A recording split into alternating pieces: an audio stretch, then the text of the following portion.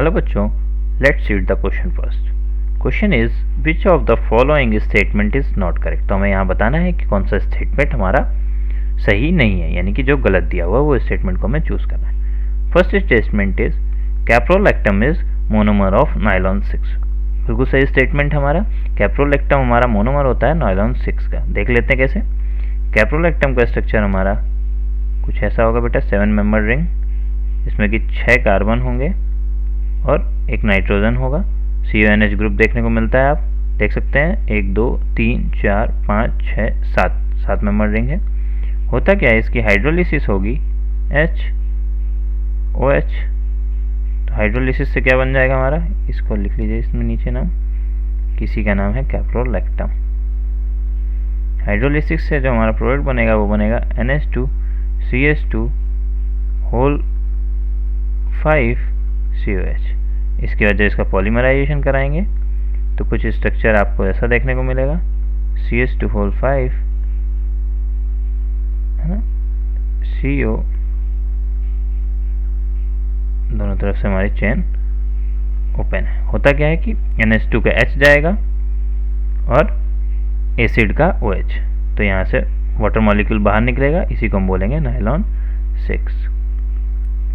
ठीक है, तो ये हमारा स्टेटमेंट बिल्कुल ट्रू है, तो ये हमारा आंसर नहीं होगा।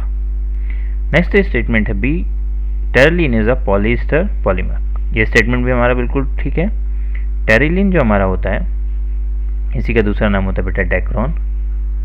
इसके 2 मोनोमर होते हैं, एक तो होता है इथिलीन ग्लाइकॉल, इथिलीन ग्लाइकॉल, और दूसरा होता है हमारा टरथैलिक एसिड। ठीक है, तो इसमें भी आप देखेंगे, अगर मैं स्ट्रक्चर की बात करूं तो CH2CH2OH ये हमारा हो गया, दोनों तरफ OH CH2CH2 की तरफ, ये हमारा इथिलीन ग्लाइकॉल हो गया। टरथैलिक एसिड की मैं बात करूं तो बेंजीन के ऊपर पैरा सब्स्टिट्यूटेड डाइकार्बोक्सिलिक एसिड, इसको बोलेंगे टरथैलिक एसिड। इससे जब पॉलीमर बनाएंगे तो स्ट्रक्चर कुछ ऐसा दिखने लगेगा, CO बेंजीन, फिर वही करना है हमें, एसिड का OH और अल्कोहल का H। तो देखेंगे आप कुछ ऐसा स्ट्रक्चर देखने को मिलेगा, CH2CH2, ठीक है, N लगा दिया तो हमने क्या बन गया हमारा पॉलीमर, इसी को हम बोलते हैं टेरिलीन। यही हमारा टेरिलीन है। और आप देख सकते हैं यहाँ पे कि यहाँ पे हमें क्या मिला है, COO ग्रुप, इसी को बोलते हैं ईस्टर लिंकेज, इसी को हम बोलते हैं ईस्टर लिंकेज। इसी वजह से हमारा बी ऑप्शन भी बिल्कुल सही है।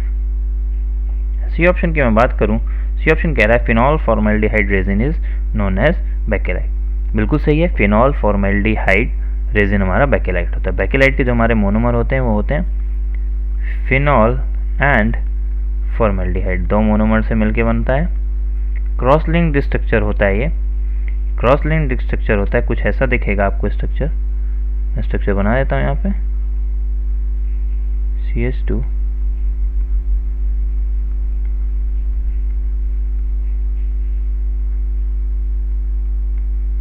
ठीक है, इन सब के ऊपर OH OH OH CH2, यहाँ से हमारी चेन ओपन है, यहाँ से हमारी चेन ओपन है।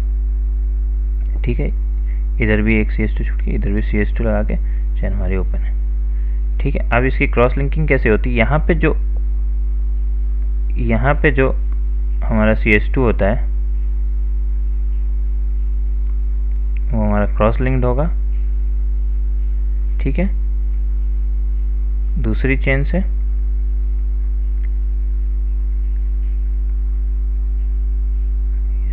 ये CH2 हमारा, ये हमारा CH2, ये OH, same CH2,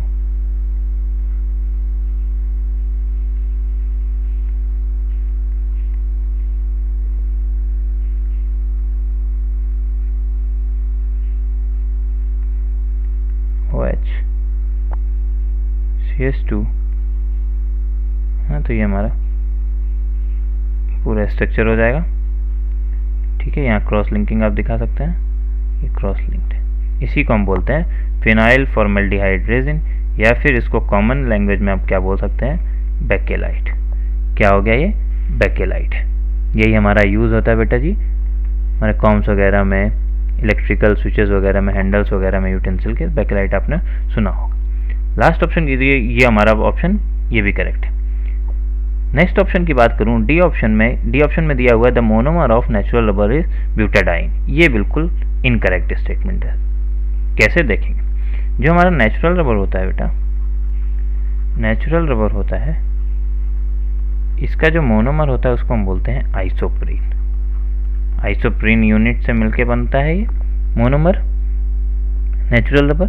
isoprene unit की अगर मैं बात करूँ इसके स्ट्रक्चर की, तो स्ट्रक्चर कुछ है तो CS2 double bond CS, 5 carbon atom होंगे इसमें, CH3। इसका आयुपैक नॉमेनक्लेचर देख लेते हैं, 1 2 3 4, यानी कि 2 मिथाइल 1,3 ब्यूटाडाइइन। तो देख सकते हैं कि हमारा मोनोमर क्या आ रहा है, आइसोप्रीन, जिसको अगर आप आयुपैक नाम देंगे तो क्या होगा, 2 मिथाइल 1,3 ब्यूटाडाइन, यानी कि ब्यूटाडाइन तो नहीं है, उसमें सब्स्टिट्यूशन है ना। तो हमारा जो डी ऑप्शन है वो इनकरेक्ट स्टेटमेंट है हमारा डी ऑप्शन। तो यही हमारा इस क्वेश्चन के लिए राइट ऑप्शन होगा, करेक्ट आंसर यही होगा, डी ऑप्शन। तो आंसर मैं लिख देता हूँ यहाँ पे, our answer is option D is the right answer for this question. I hope you understood well. Best of luck. Thank you.